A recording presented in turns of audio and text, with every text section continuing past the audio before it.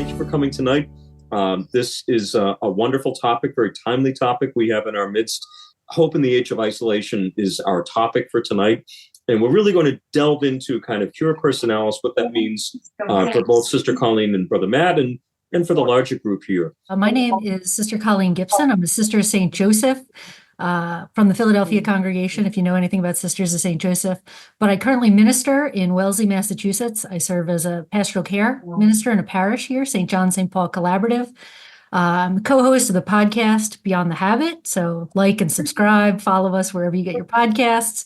And I'm also a writer. So you can find me written in all sorts of places or read my poetry on Instagram. You can read some poetry. So that's a little bit about me. Mine is Brother Matt Wooters. I am a Jesuit and I work at John Carroll University in Cleveland, Ohio.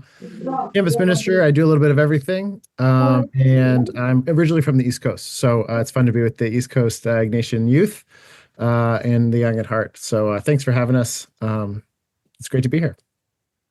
Perfect. Well, Brother Matt and Sister Colleen, thank you again for being here tonight. And we'll jump right in because I know this is a topic that is on everyone's mind, is this sense of isolation and really feeling as though, we're obviously on a Zoom call tonight. In person is something that we much prefer to engage in. But really, I'm going to start by asking you both, how do you define cura personalis? And I'll say, for those that may not know, cura personalis being the care of the whole person. And sometimes we look at this sense of taking and putting your mask on first before helping others. And maybe that's a way to look at cura personalis. But share just a little bit about your perceptions on that and how you define cura personalis in your own lives. Go ahead, sister. Oh, thanks, brother. He's going to copy off my paper now. So for me, I think cura personalis, as you said, Jim, it can kind of become like all about me. Like, how do we care for our body, mind, and spirit? How do we balance that out? There's this culture of like self-help and self-care. I think a key piece of understanding cura personalis is about the way we minister to one another, the way that we're in relationship with other people. So it's not about how do I care for myself, my body, my spirit, my being. It's how do I care for the person in front of me? How do I create space to care for the person in front of me? And so like making that distinction, I think when I remember I was an undergrad at a Jesuit school, and I remember as like a 20-year-old thinking like, I need to check every box. So like I'm on the rugby team, check, that's the body. Oh, I'm on the honors program, that's my mind, check. I'm involved in campus ministry, I go on retreats, check, there's the spirit. Oh, I'm doing all the stuff, I'm living right, like grade A+, I'm as good as Michael White on the dean's list of the cura personalis. But in reality, learning over time and like as my sense has matured of cura personalis is how do I care most fully for the person in front of me? And part of that is caring for myself. But another piece is how do I embrace the person in front of me as a whole person and as a person who is valid and has an integrity of spirit simply by being a child of God who I'm meant to care for and I'm meant to see God in.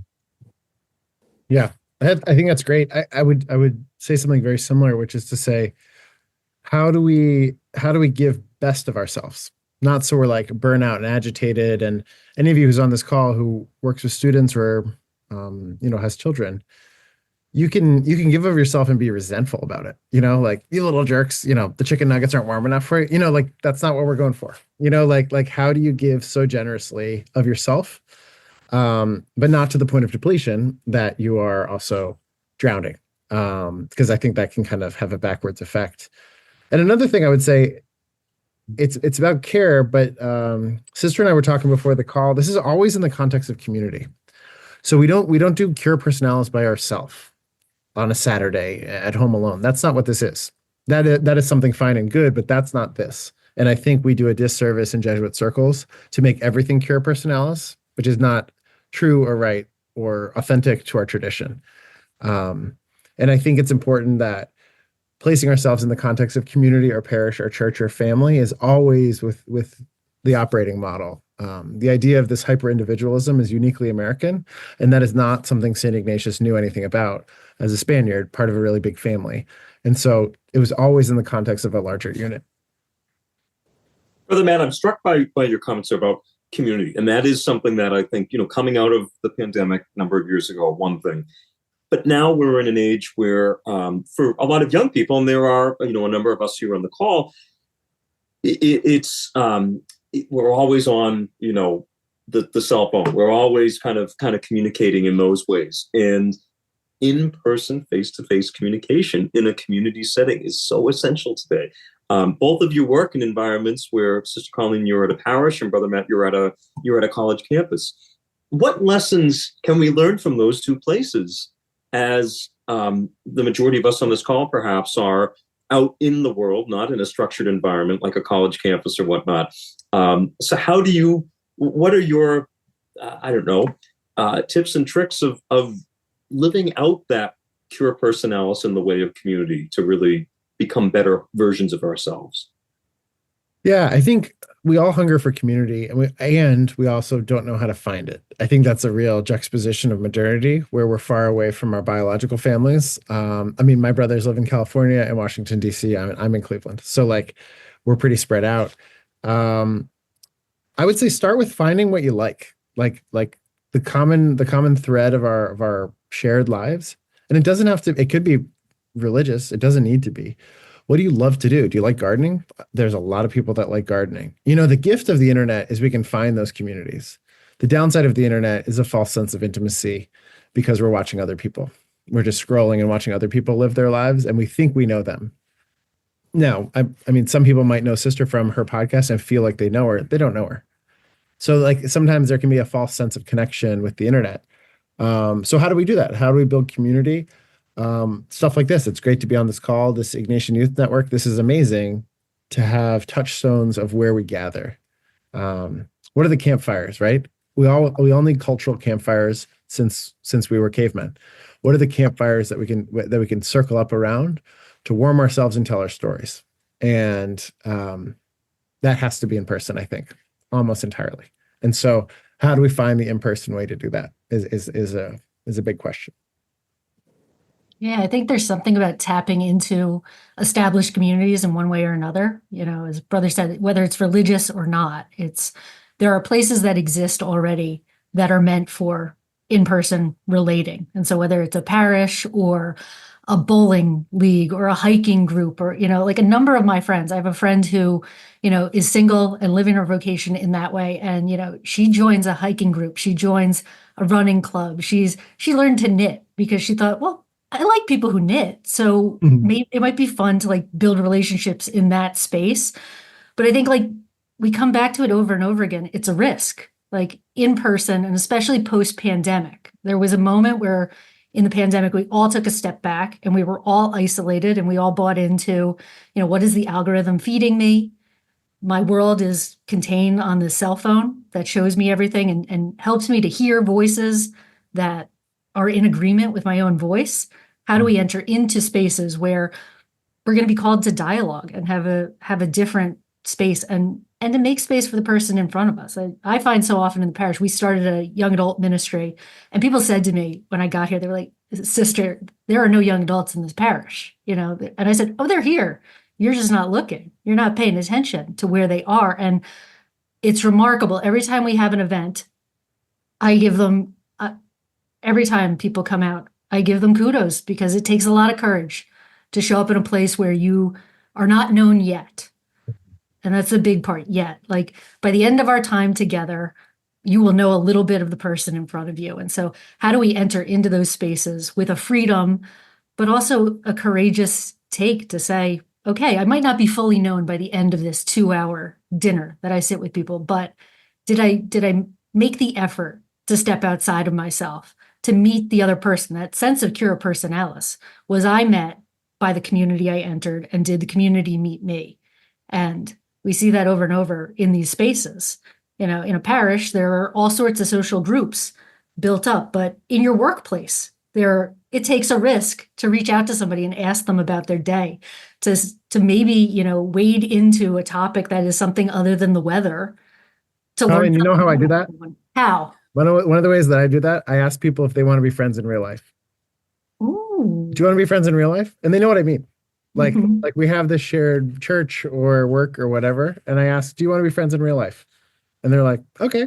Like it offers the invitation.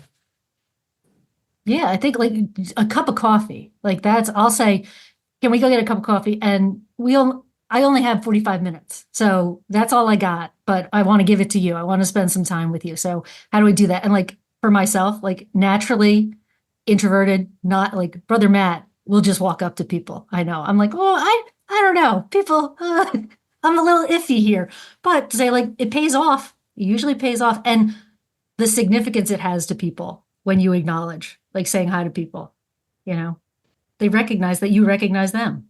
Mhm. I have and I'm churning in my mind as we're talking here, and many of us probably are belong to a parish of some kind or in college or whatnot in our small groups. Not only is it about the responding to a community and entering into it, but it's also the invitation to come into a community. And I dare say a lot of us on this call are involved in these communities, but see around us friends, family members who are kind of, I don't really know if I want to do that. If you said, hey, you want to come to mass with me on a Sunday? It's a young adult mass, and I'd love to have you there. Or, I'm doing this bake off at school, and I'd love you to bake. You're a great baker. Why don't you bring your dish? And there's that kind of that steer of like, oh my gosh, I can't believe you're asking me this. I've never in a million years. Talk a little bit about how you both in your ministries, how you encourage people to that invitation to respond. Mm. Mm. Yeah, I think there's an authenticity that goes with it. I think every parish and every religious order claims to like young people. I also don't think they act in a way that likes young people. Like, I think our own hypocrisy is we want a vibrant, diverse parish. We want a vibrant, diverse club. But it isn't that, doesn't feel that way, right? So how do we do that? I'm very conscious of my friends. All my friends have little kids now. Um, are people staring at them if babies cry? And are they staring at them to help, or are they staring at them because they can't hear the priest? If we're being honest with ourselves, our churches don't always have a really good track record of welcoming children.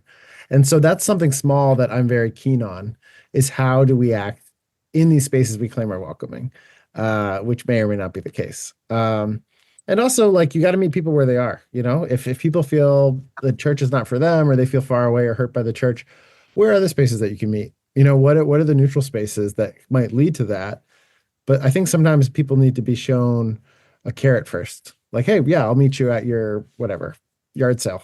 And then that can turn into something else. But I think that's just a really good invitation and a good reminder of how do we do that, and where do we do it, and when do we not do it well, Yeah. How do we how do we take interest in the people in front of us? Like that's a huge piece. Is like people could come to us and we could say, well, this is what we're talking about, and this is the schedule that we've set, and let us tell you all about the things that we do.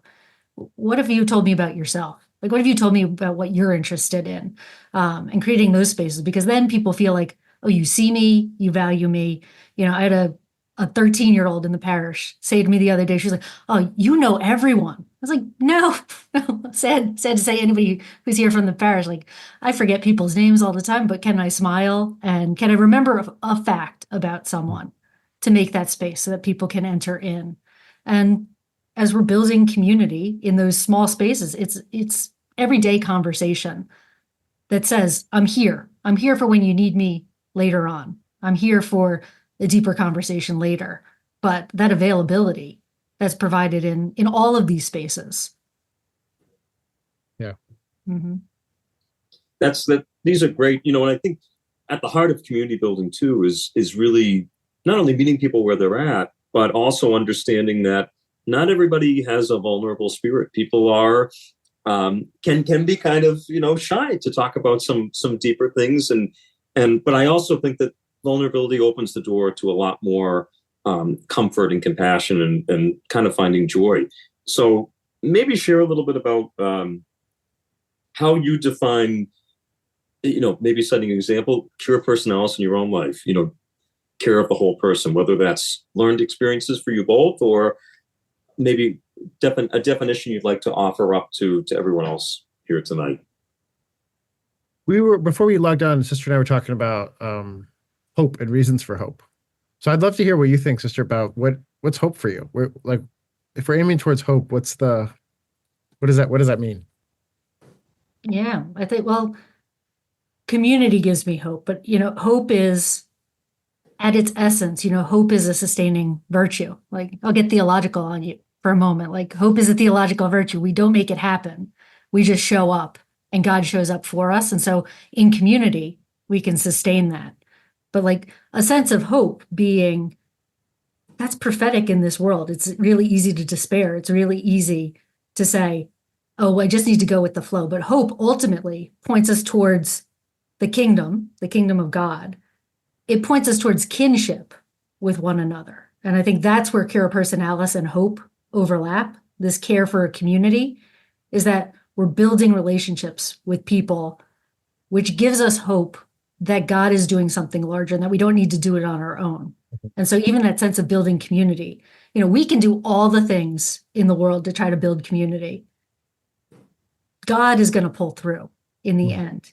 God is going to invite us to take those risks. And if we follow the Spirit's lead, we might be able to take the leap and find a deeper hope in that space. But I find like in community, it's when people can share about that work of hope or the times of despair, but to build that in community, I think there's a piece of that. So hope is a very intangible thing, but it's sustaining, is prophetic, and it points to something larger than ourselves, which is what cura personalis does. That is not just about us, it's about God and God working in us and in relationship. Do you have a better definition for hope, Brother Matt? Better than you, sister? Never. I would say that hope is intangible, but signs of hope are always tangible. Is that like hope can feel like, I don't know, like Pollyanna, glass half full thing. But that's kind of like cheap. On Friday, I went with 20 of our students to feed the homeless in Cleveland. Their peers are all drinking beers or at frat parties or something. And 20 college kids and I made food and gave out food to homeless people. How countercultural that is so powerful to me. And things like this happen all over the place. I think something I'm really drawn to in, especially a political year, I'm really drawn to like what's happening in real life. Like, I don't have control really of climate change. Like that feels like too big. Like I don't really know what that is. Or insert an issue that you care strongly about. It can feel intangible, and then it can actually lead to despair because you can spiral into like, well, the world's gone to shit. Like I can't handle it anymore. But the practical, tangible responses to darkness and despair, where there's generosity, where there's sharing, where they're showing up, that's powerful to me. And I'm so grateful to my students for this this invitation to go with them. They go all the time, and so I think that's a good check on our own mental thermometer. Like, have you just been scrolling all day? Or like, can you sit on your neighbor's porch? Or can you bring them a cup of coffee? Like, it's so small, but it's real life. It's real life. Can you help an older neighbor shovel or whatever something very practical is? I sometimes think practicality is a sign of hope in a dark world. Well, and I think like those small acts, Matt, they draw us out of ourselves. Like it gets us out of our own way. And so then we can buy into the larger promise of what community offers. But sometimes you just got to do the small stuff and you got to get dirty doing it. But it's immeasurable, the results that come back, or the positivity. That hope is not like an optimism, but it's also a belief in humanity and finding meaning. And by, getting somebody a pair of mittens or saying, oh, can I help you move this weekend? Or do you need somebody to eat with? Or can I bring an extra salad to the potluck so that you don't have to bring something? Like it is like an offering of hope. It's a small act that creates space for that to happen. Yes, Sister Colleen, I was going to say random acts of kindness. And I think sometimes for those that are educators or people involved with students or even a civic or parish organizations, so often it can feel like, oh my gosh, I got to be big picture. I got to be like like Brother Matt, you said, take 20 students or take 20 of my peers and go to a soup kitchen or something like that. And it can seem overwhelming. It can kind of be like, because you're going to find truer joy in those experiences of service and giving of yourself. But sometimes it can feel overwhelming, as though, I have to be the organizer. I have to be the community engagement person here and doing that. But Sister Colleen, you talk about, these random acts of kindness and small acts of kindness.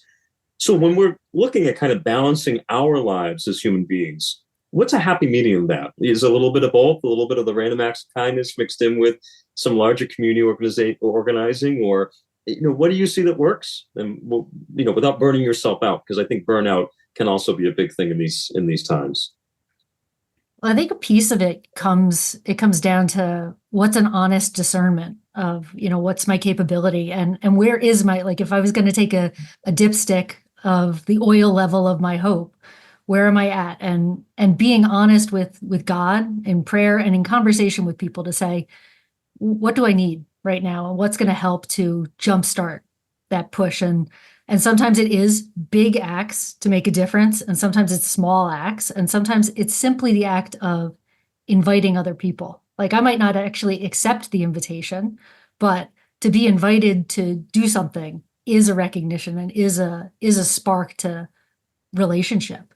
And so I think it's the both and the small acts help to build larger acts on top of them. So we can act, I think, especially at this moment in time, in this age of isolation, in the political climate that we're in, small acts and local acts are where hope can do its most prophetic work and the most critical work. Is how can I affect the person in front of me, the community, the local community that I belong to, while also remaining plugged into the larger global dialogue that's happening. But there's a tangibility and a realness to whether it's small acts, person to person, acts of charity, or acts of justice in your local community. But I think it's always coming back to that space of prayer and relationship with God, and bringing even those acts back into that space of how am I praying with all of those things? Because that's going to build my relationship with God. It's going to call me back out into community so that I don't get stuck. That's right. And with Lent coming up, sister, I'm thinking like that's a great season of structure that we can tap into, right? That like what is prayer, fasting, and almsgiving? What might be the invitation there? What might be the invitation to check in with others? I think all of us, those of us who were born Catholic, have this like really, really boring sense of Lent. That it's like, I'm going to give up chocolate and not eat meat on Fridays. Kind of like, okay, fine. But like, sorry, there's some sort of marching band going by my office door. But what might be a different way to think about Lent in terms of community building? In this Holy Year of Hope, this is the Holy Fathers, this is the Jubilee of Hope. It happens once every 25 years. It's a huge deal. What if we lined up Lent towards hope, right? I'm going to fast from social media because that brings out my not best self. I'm going to give blood. For those of us that are healthy, you have blood in your veins. It's just sitting there. It can go help other people. Like sometimes we think of giving as only the homeless man next to us. I'm like, what if prayer, fasting, and almsgiving turned into something different? Jim, one sign of hope of how do we do it without overwhelming ourselves. I have a couple group texts, one with my siblings, my family, and one with some friends. And I just asked them last week, I said, what's going great for you guys this week? Or send me a picture of something that brought you joy. No, suddenly my feed is now, my texts are now flooded with like, oh, there's a baby and there's a flower and there's a cup of coffee. And it's just little points of connection, super low lift. And it jump-started a conversation of like what's going well in our lives. So like we don't have to it doesn't have to be huge to be a spark of hope. Brother Matt, that's beautiful. Thank you for sharing that. I think one of the things we need in so many ways is a lot of laughter right now in this world as well. And as we kind of close up our time together tonight, I thought it was appropriate. There's a blog writer who writes on Ignatian spirituality a lot. He came out with kind of his topic today was finding hope in troubled times. So very timely for our call tonight, our time together. And he talks about a big belly laugh and really leaders in our world, friends in our world, that sense of laughter and really permeates joy. And so I think it goes without saying that we're ending tonight on that note of finding those moments when we can find joy, whether it's texts and, people responding to that question of where are you finding joy today? Or laughter, and he ends by talk about the theologian Karl Barth, and notes laughter is the closest thing to the grace of God. And how true is that, in our time right now? We need a little bit more of that from our leaders. We need it from each other. So I think it's important to have that laughter in leadership. But share with us to kind of close out, Sister Colleen and Matt, what would your kind of closing points of wisdom be as we kind of close out this conversation tonight? What do you want to impart on the crowd here? I think, one of the things I would offer as I was reflecting on kind of all of this cura personalis and community is that, like, as humans, we're meant to be in community. As humans, we're built for hope. Like that, it's baked into our DNA. And so why not embrace it? Why not embrace, as you said, Jim, like the laughter? Why not embrace relationship? Because we're not meant to suffer through life. We may meet suffering along the way, but hope and relationship help us to endure, help us to be sustained, help us to excel and move towards what we're meant to be and to become a better version of ourselves. And so I think holding on to that of like, what does it mean to be human? It means to find meaning. It means to live out hope. It means to laugh and to love and, all of those wonderful things. So how can I, as an individual, embrace that and allow the communities I belong to call me to that? Turn off the news. I would just say this idea that we need to like always be consuming news is also a lie. That like the media companies and the algorithm make money off of our eyeballs, and it drains us of hope. I think back to when I was little, when we really only knew what was happening at 5 p.m. when we turned on Tom Brokaw. That wasn't so long ago, So now we're in this like constant update thing, and it can trigger a fight or flight response in our brain. I would say, watch your news consumption. It's not healthy. It's not healthy for us. And it can drain us of hope, because guess what? They're not going to make is like, the elderly couple that knits blankets for the, like a newly deceased, like all the little signs of hope in our parishes, in our community are not on the news. So turn off the news and notice where your body is, right? Where's your body? Where's your prayer? Where's your heart, your head, and your hands? Because like, that's where you'll find hope. Well said. Amen to that from both of you. Thank you so much. This was a wonderful conversation, a timely conversation. And again, thank you all for being here tonight, all of you who joined in.